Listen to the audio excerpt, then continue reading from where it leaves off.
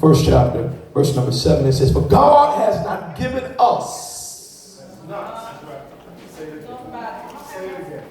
For God has not given us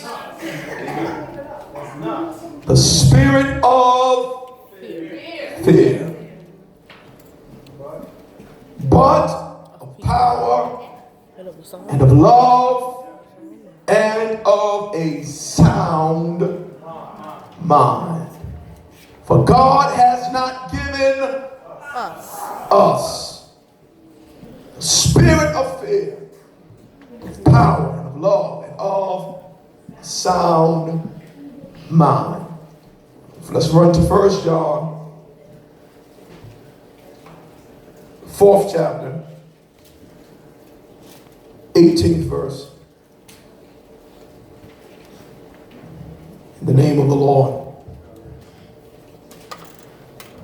1 John, the 4th chapter, 18th verse. There is no fear in love. A perfect love casts out fear. Because fear has torment.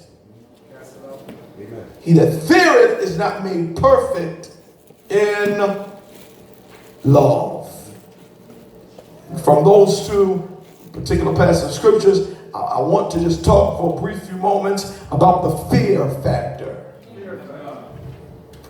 The fear factor. There was a show that came on television not long ago. And it was a little reality show. And in this little reality show,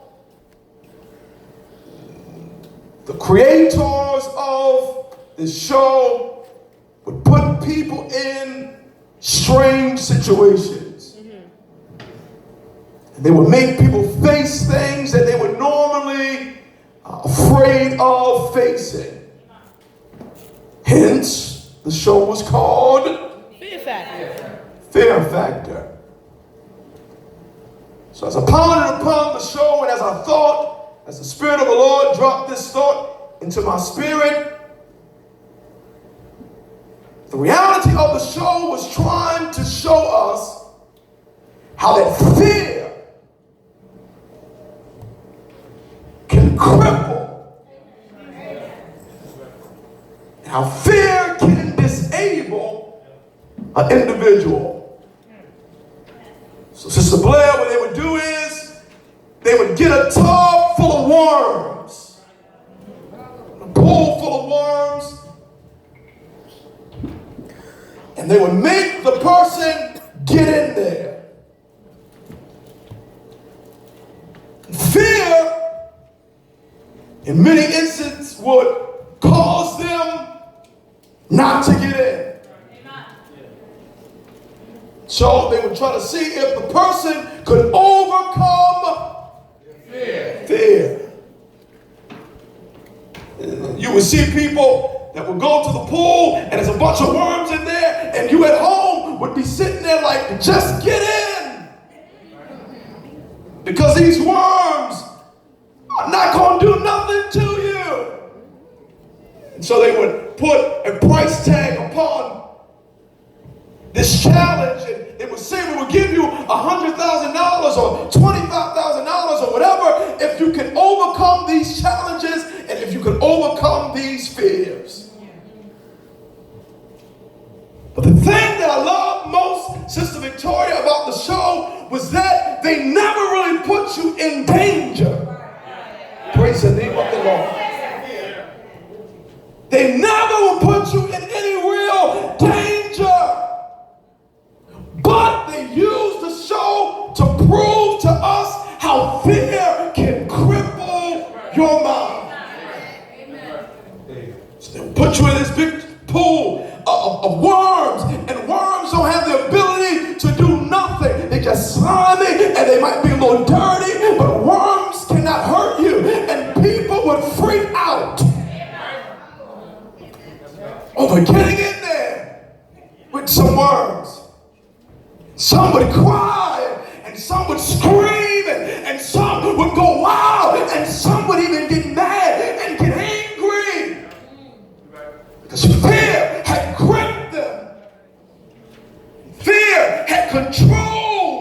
them. And fear will prevent them from getting into the pool of worms. But listen to the word of the Lord. It said, for God has not given us the spirit. Fear is a spirit. Whether or not you like to believe it or not, fear is a spirit. And if God did not give it, where did it come from? Y'all quiet in here. If God didn't give it, who gave it? So therefore there are people that are sitting right here in the house of God operating under a spirit that God did not give. Fearful and afraid of what? Bound by a spirit that God did not give. Well, Minister Blair, I don't have fear. But do you even know what fear is? And some people will say, but I don't have fear. But then they don't even know what fear is. Allow me to define it for you. It says, fear is an unpleasant emotion that is caused by the belief that someone or something is dangerous and will cause pain or harm or threat. Fear is an emotion. It's what you feel. And what you feel will cause you to act according to how you feel. So fear is an emotion. And that emotion will overcome you to the point where it will cripple you and it will stop you from doing whatever it is that you want to do. God has given people gifts in here. Amen. Amen. Amen. God has given people businesses in here. Amen. See, fear got you. That's why you won't open your mouth. Amen. Amen. God has given people ideas in here. Amen. And you will let fear cripple you. And not let you do what God has commanded and conditioned and predestined you to do. Because fear and emotion that has grabbed your heart and has grabbed your mind and will not let you produce what it is that God has placed in you. Fear is caused by a belief. That's right. Amen. Amen. That's right. Fear is caused by what you believe. Fear will create an illusion. Amen. Amen. Amen. Have you ever been walking down a dark or a semi-dark hallway? Feels. Matter of fact, you ain't even gonna go in a hallway. If you got a yard or you just go outside That's right. in the dark, Amen. Come on. fear will have you run to the car because you think somebody's outside. And you've been in your yard all day long, and you know the same thing that was out there during the day is out there in the night, but somehow fear will grip your heart and will have you hallucinate. Yes. It's a funny thing that the same wind that was blowing during the day, if it blows at night, while you're outside, it'll have you thinking somebody's running in your yard. And it might not be a person, you think it's an animal, a dog. So you're looking over your shoulder and you run to the car and you run back into the house. And what's going on? Your heart beating. And you'll never tell nobody that you're scared, but your heart beating. You're running fast because fear has given you an illusion. Fear has caused you to have a false reality. So now you're nervous and scared. And next thing you know, anxiety sits in. Amen. Amen. Whew. Yes. Anxiety sits in. Now anxiety kicks in, and now you're worried. That's right. Now you can't sleep. Your eating pattern has changed. Amen. Now you're eating more than when you would normally eat when you weren't worried. Now you're trying to find a way to fill that void because anxiety has taken over. Amen. Amen. Amen. And you got one piece of cake, and now that one piece of cake turned into 2 pieces of cake, and 2 pieces of cake turned into 3 pieces of cake, and next thing you know, you done ate the whole cake and a tub of ice cream. Amen. And you wonder why you're doing it. It's not because you're hungry. Amen. It's because you're worried. Anxiety has started to kick in, and now your body is trying to find a way to deal with the anxiety. And can I tell some of you ain't sick. It's not a disease. Lord, I praise you. Help me in here. It's not cancer. You're not about to have a heart attack, neither are you about to have a stroke. Fear has gripped your heart to the point where now it's taking a toll on your physical.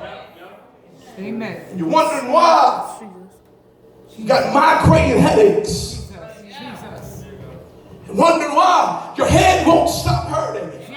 You're wondering why you're feeling nauseous. You ain't pregnant. Lord, help me in here. I'm trying to deliver somebody today. Sit there and act like it ain't you, but it's somebody in here. Jesus. Now it is taking a toll on your physical.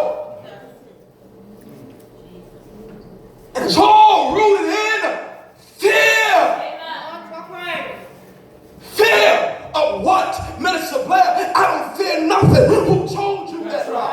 Amen. Some of y'all in fear of your future.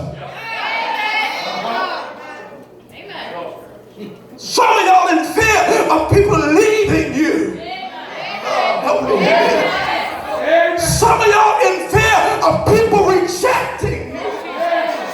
You in fear of somebody talking about you and somebody not liking you. And some of y'all are walking around with anxiety, and that's the reason why you can't stop looking around. My Lord. Looking around and watching and watching how people look at you because you're so concerned about what somebody think about you. It's anxiety. It's fear. And it grips our heart to the point where we don't even want to make a move. Because fear will always bring up to you the why not to do it. Amen. Amen. Amen. Amen. And I want to agree, but amen. Yes. I tell you, why not to go? Why not to start it? Why not to pursue it? Fear will only focus on what it can see. That's why the book said we walk not by sight. We walk by faith.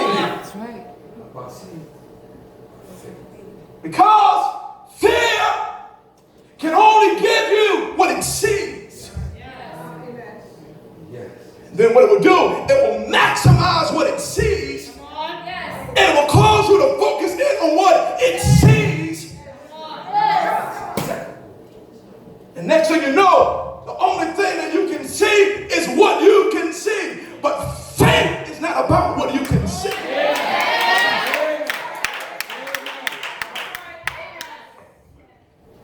Amen. Amen. Fear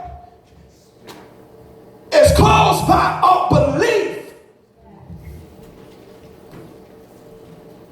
which lets me know you believe in something, but your belief will end up dictating whether or not it's fear or faith. That's right. Because fear is still a belief, but it's the wrong kind of belief. It's a belief that tells you, I can never, I won't ever.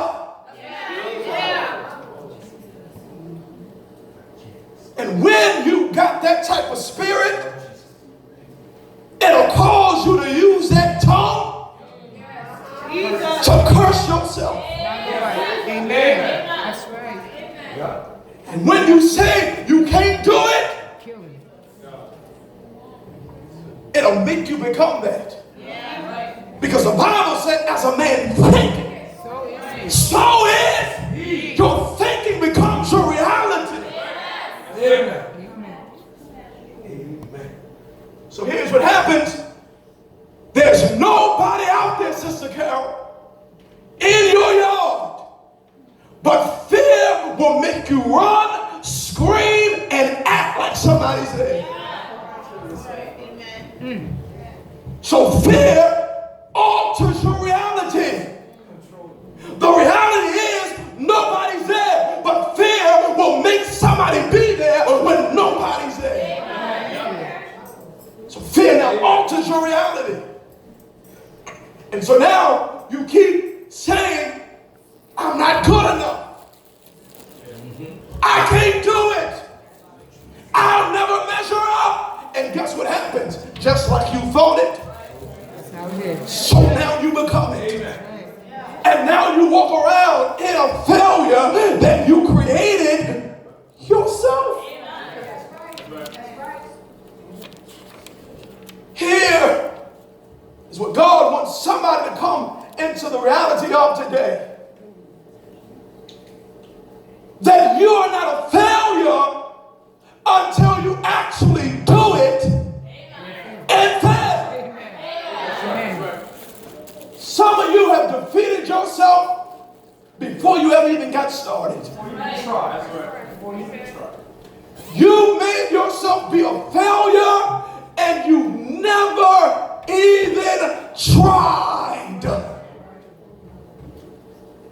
Because fear is a spirit that will cripple you and will cause you to believe something that is not true. That's why fear and faith cannot cohabitate. Amen. Fear and faith cannot walk hand in hand. Fear and faith are enemies one toward the other. Amen. Jesus will look at the disciples one day and he would tie fear and faith together in a negative way. And he would say, ye fearful. Ye fearful.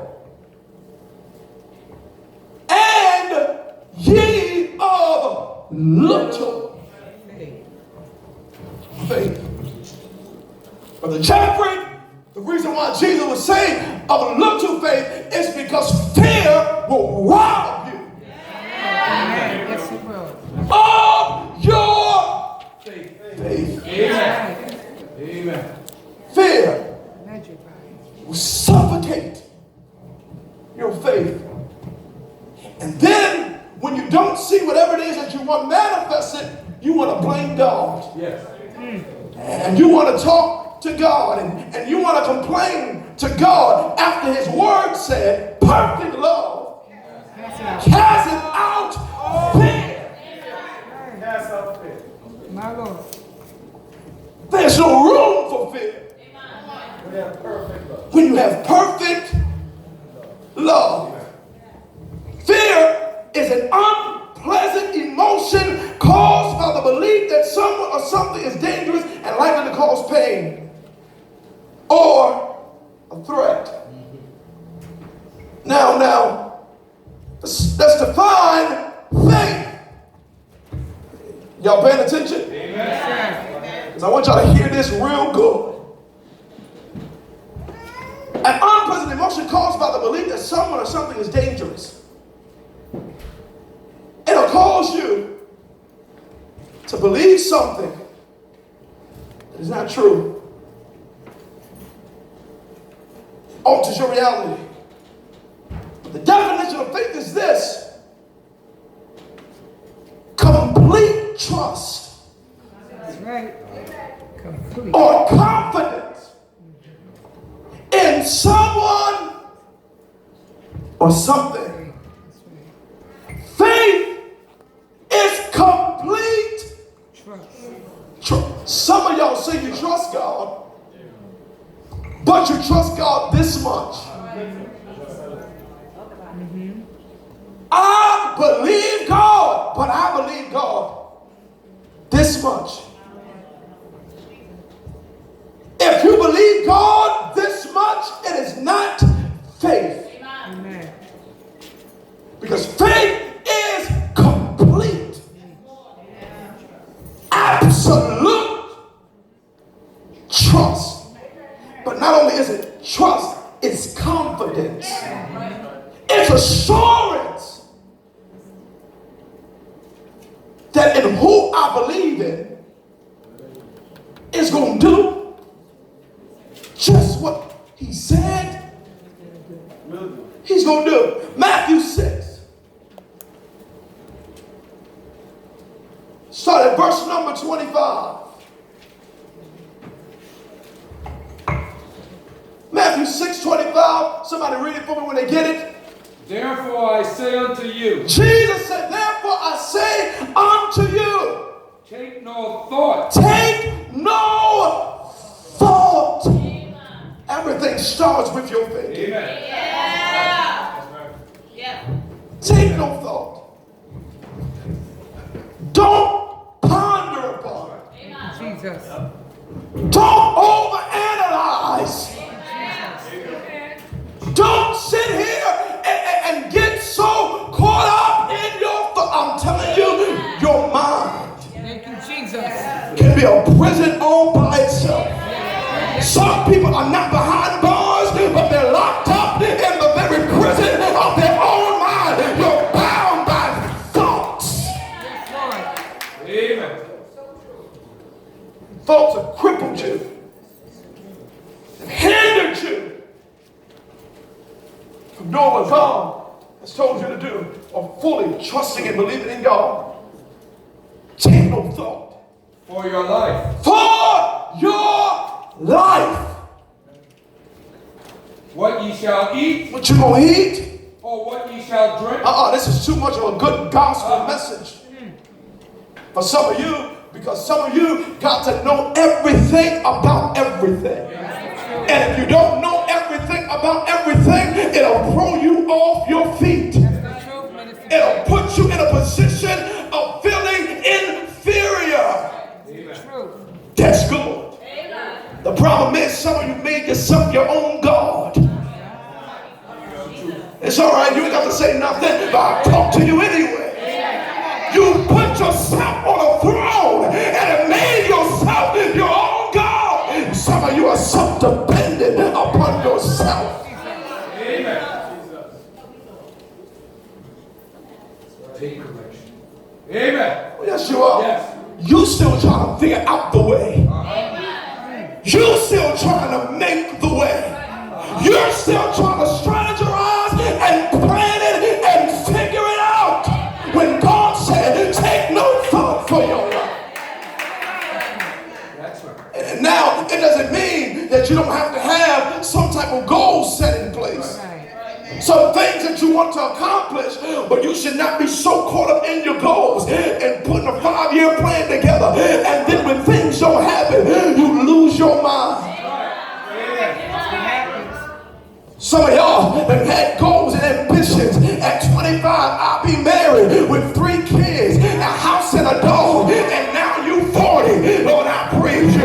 You sit there and look like you looking, and now you acting a fool because the reality of what you set for your life didn't happen. Many. That's the truth.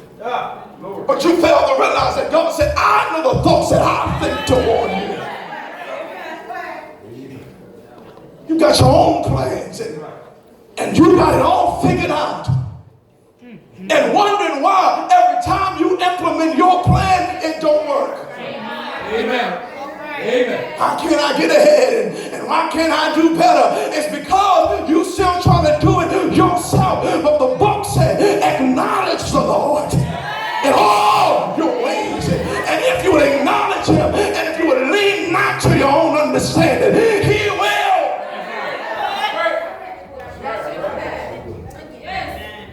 Direct your path. In other words, he'll tell you where to go. He'll tell you where not to go. He'll tell you where to invest in. He'll tell you what not to in your choir. But I'll preach to myself. Lord, I praise you. He'll tell you where to sow at and where not to sow at. He'll tell you when to go and when to refrain. If you will put your trust, confidence in the Lord.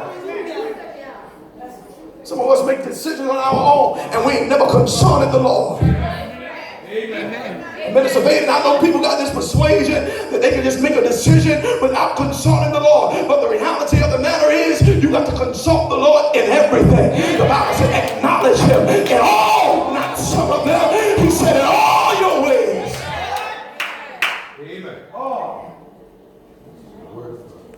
You ought to consult the Lord on what route to take to work in the morning. Amen. That's right. Let me help your arrogance. That's right. Let me help you that think you see all and know all. You even got to consult the Lord on when to leave the house, when not to leave the house. You got to consult the Lord about everything because you just don't know. But the eyes of the Lord are in every place. You got a plan to go to the you got a mind to go to the mall today. You just don't hop up, get dressed and go to the mall. You still got to consult the Lord because the day you go to the mall, it might be the day that somebody walk out there and shoot up the mall. You got to have your mind so fixated on God leading you. Because you might go to the mall or want to go to the mall and then the Holy Ghost say, don't go. Amen. Amen. Yeah, you got your day planned out. I'll go to the mall and then I'll go to BJ's and then I'll go to Staples. But the Holy Ghost might say, go to Staples first. Lord, I praise you. Some of y'all ain't believing this. Lord, I praise you. Holy Ghost say, go to Staples first. And you, with your arrogant self, go still go to the mall. And next thing you know, somebody come in the store where you are and hold up the place, rob the place. Because you got your plan. And you got your way.